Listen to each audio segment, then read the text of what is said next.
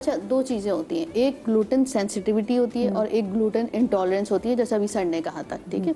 अच्छा, उसमें ये होता है कि जो आप फूड एलर्जी टेस्ट कर रहे होते हैं उसमें ग्लूटेन से आप नेगेटिव आ रहे होते हैं, लेकिन जहाँ पे आपकी बॉडी में ग्लूटेन सेंसिटिविटी स्टार्ट होती है, अच्छा मोस्टली उस वक्त स्टार्ट हो रही होती है जब बच्चा जो है वो टीनेज में जा रहा होता है, 15 से लेकर 19 तक के। तो इस एज में आपको सेंसिटिविटी स्टार्ट हो जाती है। अच्छा, इस सेंसिटिविटी का ताल्लुक मोस्टली जेनेटिकली होता है कि आपकी फैमिली में पीछे किसी को ग्लूटेन एलर्जी है, मदर, फादर, दादा, दादी। सुबह स्कूल कॉलेज आती थी, कभी अम्मी पराठा खिला के भेजती, मेरे पेट में दर्द रहता था। तो वो सेंसिटिविटी, आप वॉमिट नहीं करते होंगे, डाइजेस्ट हो जाता है फिर 2-3 घंटे में, तो वो सेंसिटिविटी डेवलप होना शुरू हो गई। तो सेंसिटिविटी जब स्टार्ट हो रही होती है ना, उस इट्स नॉट नेसेसरी कि आपका जब टेस्ट हो रहा है फूड एलर्जी टेस्ट, उसमें आप ग्लूटेन की एलर्जी आपको शो करे, क्योंकि जस्ट सेंसिटिविटी स्टार्ट हुई है।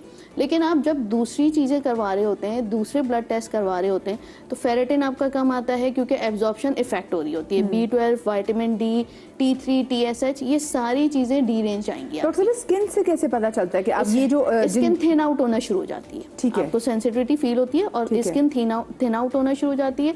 आप नॉर्मली, आपका गर्मी का वेदर है लेकिन आपको सर्दी महसूस हो रही है। आपके पास जो वैसे जो पेशेंट्स आते हैं जो स्किन रिलेटेड, जिनको फूड एलर्जीज होती हैं, वो ज्यादा कौन कौन से फूड बताते हैं? अच्छा देखिए, फूड डिफरेंट, वो आपको डिपेंड करता है कि किस चीज़ से आपको एलर्जी हो रही है, ठीक है।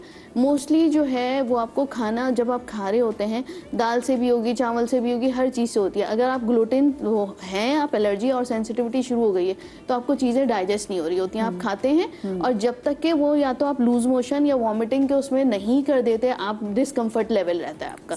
जब आप बिल्कुल जो है वो पुप आउट कर देंगे, सारा आपका निकल जाएगा, तो फिर पेशेंट कंफर्टेबल फील करता है, ठीक है। तो उसमें ये होता है कि हम जो है वो टेस्ट कराते हैं और फिर टेस्ट कराने के बाद अगर उसमें भी ग्लूटेन नहीं आ रहा होता और आपके सारे ब्लड लेवल्स नॉर्मल होते हैं, तो मैं ये करती हूँ कि आप ग्लूटेन की डाइट को रिस्ट्रिक्ट करके देखें, फूड एलिमिनेशन करके देखें। जैसे लेकिन जैसे मैं जिस स्किन का पूछना चाह रही हूँ, ये जो पीनट है, मैं पीनट आपके चेहरे पे आ जाता है, वो कैसे, वो मैं उस स्किन रिलेटेड उसमें ये है कि आपकी बॉडी में जो है, जैसा अभी उन्होंने बताया था, एंटीजन एंटीबॉडी रिएक्शन होता है ना, तो जैसे मैं पीनट से एलर्जिक हूँ, ठीक है, लेकिन मैंने जो है वो करवाई हुई है, वैक्सीनेशन समझ लें करवाई हुई है, जिसको कहते हैं वैक्सीनेशन भी होती है। आप एंटीजन आप बिल्कुल लगवा लें, लेकिन उसकी एक लाइफ होती है ना, ठीक है। तो मैंने करवाई थी आज से तकरीबन 15 ईयर्स 20 ईयर्स बैक, ठीक। तो अब जो है मुझे इनसेंसिटिविटी शुरू हो गई है। आई एम नॉट एलर्जिक, मैं आज खा सकती हूँ थोड़े बहुत 4-5, लेकिन अगर मैं कल खाऊंगी, परसों खाऊंगी, then I will get urticaria, severe urticaria. कहते हैं डिसेंसिटाइजेशन। इसको आहिस्ते-आहिस्ते जो है मैं थोड़ी सी ऐड करना चाहूँगा यहाँ पे कि एलर्जी जब होगी तो हमारा इम्यून सिस्टम, चाहे वो डिलेड टाइप वाला हो या इमीडिएट टाइप वाला हो, इमीडिएट टाइप के अंदर इम्यूनोग्लोबुलिन्स इन्वॉल्व होंगे और उसी वक्त आपको जो एक ख़ास मैं बताना चाहूँगा, ये ऐसा समझिए कि हाइपर सेंसिटिविटी है कि आपकी ये बॉडी उसको हाइपर सेंसिटाइज कर रही है, जिसकी बेसिस के ऊपर ये एंटीजन एंटीबॉडी रिएक्शन शुरू होता है और उसकी रिएक्शन की वजह से आपको जो सबसे पहले आपको दिखने को मिलेगा वो आपके होंठ सूजेंगे, आपको चॉकिंग शुरू हो जाएगी, सांस घुट रहा होगा, आपको स्नीजिंग शुरू हो सकती है, आपको एंजियो एडिमा कहते हैं हम, कि आंखों के गिर्द आपको स्वेलिंग शुरू हो जाएगी, रैशेस पड़ जाएंगे, हीव्स जिसे कहें कि ददोड़े पड़ जाना, दाफड़ पड़ जाना, ये सब कुछ शुरू हो जाएगा। तो ये तो हो गया इमीडिएट। इसके बाद डिलेड होता है कि आपको 2 घंटे 3 घंटे के बाद हो रहा है इसी तरह का रिएक्शन, वो उसके अंदर इम्यूनोग्लोबुलिन्स आपके इन्वॉल्व नहीं होते। तो पहले समझिए कि आपका जो भी एलर्जी है, it is a hyper sensitivity. हम भी सेंसिटिव हो सकते हैं किसी भी चीज़ से, वो चिढ़ जाना है बॉडी का, वो हाइपर सेंसिटिव है, वो ज़्यादा रिएक्ट करना है बॉडी का, और उस रिएक्शन के अंदर जो हमारी हिस्टामिन है उसने रिलीज़ हो जाना है, उसमें उसकी वजह से आगे बढ़कर एनाफाइलेक्टिक शॉक कहलाता है, जो इंसान की जान ले लेता है। वो मक्खी के कांटे की वजह से भी हो सकता है, वो आपके मक्खी के कांटे से मुराद है शहद की मक्खी के कांटे की वजह से, वो आपके अंडा भी हो सकता है, वो आपका मिल्क भी हो सकता है, वो आपका दूसरे फिश भी हो सकती है, लॉबस्टर हो सकता है, आपका जो है झींगा हो सकता है, आपका पीनट हो सकता है। तो आपने ये समझना है कि आपकी जो रिएक्शन है, अगर वो इमीडिएट वाला है, एनाफाइलेक्सिस वाला है, जो इस तरह हो रहा है, तो उसकी आपने ट्रीटमेंट डॉक्टर से लेनी है। इसके लिए इवन कि कुछ इंजेक्शंस आ गए हैं जो इपिनेफ्रिन के होते हैं, जो ऑटो डोज कैलकुलेटेड होते हैं, वो खुद लगा लिए जाते हैं। जिनको होती है उनको डॉक्टर बता देते हैं। जिस तरह इंसुलिन का इंजेक्शन होता है, इस तरह का होता है और लगाना होता है। अदरवाइज वो जान ले लेता है, आदमी को मार देता है। और दूसरी बात एक बहुत इंपॉर्टेंट है, वो समझने की है कि अगर आपको एलर्जी की बात कर रहे हैं, रिएक्शन, एलर्जिक रिएक्शन किसी एक चीज से एक बार हुआ है तो नेक्स्ट टाइम उससे मल्टीप्लाई होकर होगा, थर्ड टाइम उससे और ज्यादा मल्टीप्लाई होगा। इस लेवल पे हिट किया तो कल क्लास को आपको बड़े लेवल पे हिट। सर आप कुछ ऐड करना चाहते थे? मैं ऐड ये करूंगा कि सर ने जिस तरह बताया इन अलामात में, नंबर अगर हम क्लिनिक में बैठे हैं या आपके घर में कहीं किसी को होता है, तो मैं थोड़ा सा सिंप्लीफाई इसको इस तरह करूंगा कि आपने घर में किसी बच्चे बैठे हैं, सबने खाना खाया, शुरू किस तरह होगा? सबसे पहले आसान लफ्ज़ों में जिस तरह खारिश होना शुरू होगा। पहले खारिश होना शुरू होगा, मुंह के अतराफ में टिंगलिंग होना, ऐसे बच्चा कहेगा कुछ सनसनाहट महसूस हो रही है, या आवाज़ थोड़ी सी गहरी होना शुरू हुई, थोड़ी सी खड़खड़ाहट की आवाज़ शुरू हुई, ठीक है, खांसी शुरू हुई, या अचानक से जो है सांस लेने में दिक्कत शुरू हुई, फिर मुँह सूजना शुरू हुआ, इस तरह की अलामत शुरू हो, आप बैठे ना रहें, फ़ौरन से डॉक्टर की तरफ भागें, एमरजेंसी की तरफ भागें। फिर लाल होना शुरू होगा पेशेंट, या धदौड़े पड़ना शुरू होंगे जिस तरह सर ने बताया। इस तरह तमाम अलामत शुरू होंगी, उल्टियाँ लगेंगी या जुलाब शुरू होंगे या दस्त शुरू होंगे। ये अगर शुरू होता है और अचानक शुरू होता है तो समझिए ये कि वायरल बुखार नहीं है, समझिए कि ये एलर्जी है, और ये फूड एलर्जी है या कोई एंटीजन एंटीबॉडी रिएक्शन बॉडी में हुआ है।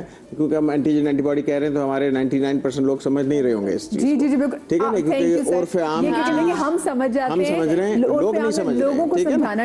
ये एलर्जी है, बस बेसिकली एलर्जी है। हम एक उर्फ आम चीज़ में, कॉमन चीज़ में कह रहे हैं कि भाई ये जो है एलर्जी है। आपको अगर रेडनेस या सुर्खी माइल चीज़ें हो रही हैं, दौरे हो रहे हैं, आप फ़ौरन डॉक्टर के पास जाएं। उसका काम है कहना, सर ने बताया कि जिस तरह लोगों के पास पेन होती है इंसुलिन की तरह, उसको हम कहते हैं एपीपेन, ठीक है। वो पाकिस्तान में इतनी ज़्यादा मिलती नहीं है, तो इसलिए डॉक्टर के पास आप जाएं, वहाँ वो मौजूद होगी, या एड्रेनलिन आप लें, फटाफट वो लगाएगा। या आपको अगर आप घर पे क्या कर सकते हैं, कोई छोटी एंटी एलर्जी की गोली खाएं और भागें, ठीक है। वो एंटी एलर्जी गोली मिल जाती है बुरफे आम में, कोई भी छोटी मोटी एंटी एलर्जी की गोली मिल जाती है, वो लें और आपके घर में होती है वो खिलाएं और उसको लेके फौरन डॉक्टर के पास जाएं। मैं आपसे पूछूंगी, ओपीडी में जो आपके पास बच्चे आते हैं वो किस हालत में, कौन से फूड से ज्यादा उनको प्रॉब्लम होती है? लेकिन मेरे साथ कॉल मौजूद है मिसेस जैदी। अस्सलाम वालेकुम जी। जी वालेकुम सलाम, मैं मिसेस जैदी बात कर रही हूँ कराची से। कैसी हैं आप? बिल्कुल ठीक, अल्लाह का शुक्र। मिसेस जैदी आप क्या पूछना चाहेंगी? जी मैं आपसे ही पूछना चाह रही हूँ, मेरी बेटी सैदा आयशा हैं और उनके एज इस पर 20 ईयर्स है। लेकिन जब वो किचन में काम करती हैं, प्याज काटती हैं या टमाटर काटती हैं, तो उनके हाथों पर एलर्जी हो जाती है। अच्छा। और ऐसी एलर्जी होती है कि वो बाद में उनको खारिश होना शुरू हो जाती है, और वो उस पर ना कोई भी किसी चीज का वो इंसेक्ट लगता है तो वो फोन एलर्जी होना शुरू होती है, और हाथ में स्वेलिंग आ जाती है, रेड हो जाते हैं, और उसके बाद छोटे छोटे से बारी बारी से दाने निकल के आ जाते हैं। फिर वो खारिश करना शुरू कर देती हैं। अदरवाइज फिर सेकंड डे वो काम ही नहीं कर पाती हैं। मम्मा मेरे हाथ में इस तरह एलर्जी हो रही है, मैं क्या करूँ? फिर मैं काम छुड़ा देती हूँ, कभी पॉलीफैक्स लगा देती हूँ, कभी डर्मोवेट लगा देती हूँ, तो उनको आराम हो जाता है, लेकिन वो मुकम्मल तौर पर नहीं ठीक हो पाता उनका। फिर सेकंड डे को काम करती हैं, थर्ड डे काम करती हैं, फिर ये प्रॉब्लम उनके साथ आता है, क्या करूँ मैं? डॉक्टर बतूल। अच्छा देखिए, ये मोस्टली बहुत कॉमन है यहाँ पर तो, और इसमें जो है आप गार्लिक से और अनियन से एलर्जी होती है, क्योंकि उसमें सल्फर कंटेंट ज़्यादा होते हैं, तो बाद लोग सल्फर एलर्जिक होते हैं। तो इस वजह से जो है जब वो कांटेक्ट में आता है तो बेहतरीन सोल्यूशन क्या है? प्रिवेंशन। आप ग्लव्स पहन के काम करें, ठीक है। उसके अलावा ये कि आप कोई इमोलिएंट लगा लें, कोई भी अच्छी सी जो है, कोई भी चिकना, कुछ नहीं, आपके पास तेल ही पड़ा हुआ है, आप तेल लगाकर जो है फिर कांटेक्ट करें। तो ये पहले तो सेफ्टी मेजर ये होगा आपके। फिर डाइट में वो चीज़ें लें जो कि आपकी विटामिन सी रिच हो। It plays a big role. Vitamin C इस वक्त ऐसी है कि डर्माटाइटिस, एक्जिमा के पेशेंट, ये जिस तरह ये एक्जिमा की ही कंडीशन होती है, डर्माटाइटिस जिसको कहते हैं, तो उसमें विटामिन सी का बहुत अच्छा रोल है। बाकी ये कि मेडिसिन जैसे ये लो पोटेंसी स्टेरॉइड लगा लेती हैं तो इससे इनको फ़र्क पड़ जाता है। प्रिवेंटिव ये है कि विटामिन सी का बहुत अच्छा इस्तेमाल करें। सल्फर एलर्जी है वो इनकी बॉडी में ही होगी बेसिकली इस वजह से, तो आप प्रिवेंटिव मेजर ये कर सकते हैं, आपने तेल लगाया और फिर आपने कांटेक्ट किया। सही, ठीक है। अच्छा जी, मैं अफीफ़ा जो हमारे साथ लाहौर से गायनेकोलॉजिस्ट है, अफीफ़ा मुझे बताएं छोटे छोटे बच्चों को किन चीज़ से, किन फूड से ज़्यादा एलर्जी हो सकती है? ये मैं उस टाइम की बात कर रही हूँ जब ठीक है एक तो माँ का दूध हमने बच्चे को दिया, या फिर माँ का दूध अगर उसके लिए सफिशेंट नहीं है हमने उसको डब्बे का दूध भी दे दिया, और जब वो खाना शुरू करते हैं तो क्या चीज़ें बच्चे के लिए खौफनाक साबित हो सकती हैं? देखिए, सबसे पहले जब तक बच्चा 2 साल का नहीं होता उसको तो हम दूध ही देते हैं। अब दूध से जो एलर्जी होती है वो बेसिकली एलर्जी इस फॉर्म में होती है कि वो लैक्टोज इंटॉलरेंस होती है। अब हो सकता है आम लोगों को मेरी ये बात समझ में ना आए, तो मैं उनके लिए बताती हूँ कि जो दूध होता है ना उसमें लैक्टोज बहुत ज़्यादा होता है। तो जब ये हमारी बॉडी में जाता है कि एंजाइम होता है, एक ऐसा मवाद होता है जो इसको डिज़ोल्व करता है, छोटे छोटे टुकड़ों में बांट देता है, उसको हम लैक्टेज कहते हैं। और जब ये लैक्टेज नहीं होता, जो छोटे बच्चों में बहुत कॉमन होता है, तो उसकी वजह से उनको लैक्टोज इंटॉलरेंस होता है, दूध उनको हजम नहीं होता। ये एक लैक्टोज इंटॉलरेंस है जो बच्चों के अंदर बहुत देखने को मिलता है। उसके अलावा we also have coeliac disease, और ये वही डिजीज़ है जिसके बारे में हम अभी बात कर रहे थे कि ग्लूटेन यानी कि जो आपका वीट होता है, जो आम आटा इस्तेमाल करते हैं, उसके अंदर ये ग्लूटेन होता है जिसकी वजह से आपका जो बॉडी होता है उसके खिलाफ ऐसी एंटीबॉडीज़ बनाती है जो आम लोगों के अंदर, जिनके अंदर बीमारी नहीं होती, वो नहीं होती। तो दीज आर द 2 थिंग्स जो हमें बच्चों के अंदर स्पेशली देखने को मिलती है। उसके बाद जैसे जैसे वो ग्रो करते हैं तो फूड एलर्जीज़ की और टाइप्स होती हैं जो हमें देखने को मिलती हैं, but these are the common ones. उसके अलावा मैं एक और बात ऐड करना चाहूँगी कि लोगों को लगता होगा कि फूड एलर्जी है, थोड़ा सा स्किन रैश होगा और क्या होगा, बट द थिंग इज़ कि आपको स्किन रैश नज़र आता है कि हमारा थोड़ा सा स्वेलिंग हो गई स्किन पे, रेडनेस हो गई, बट यू डोंट नो कि आपका जो रेस्पिरेटरी सिस्टम होता है, जो आपकी सांस की नाली होती है, जब इस आपकी एलर्जी की वजह से उसके अंदर स्वेलिंग होती है तो आपका रेस्पिरेटरी सिस्टम इतना मुतासर होता है कि आप सांस नहीं ले पाते हो, and this can be fatal. Minutes के अंदर आपकी डेथ हो सकती है। सो इट्स इम्पॉर्टेंट कि आप आइडेंटिफाई करो कि आपको किस चीज़ से एलर्जी हो रही है। बिल्कुल सही बात है। अच्छा, ये क्या एलर्जीज माओ से भी बच्चों में ट्रांसफर हो सकती है? मैं आपसे पूछूंगी, लेकिन छोटी सी मुझे ब्रेक लेनी है। ब्रेक के बाद हाजिर होते कहीं में जाइएगा।